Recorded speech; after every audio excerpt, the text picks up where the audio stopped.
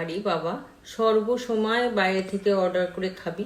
কি pizza burger এগুলোই কি সব? বাড়ির রান্না কি পছন্দ হয় না? দেখ তো, আজকে একটা চিকেন রেসিপি করে দেখাচ্ছি, সেটা হেলদিও হবে। মা, হেলদি খাবার কখনো টেস্টি হতে পারে?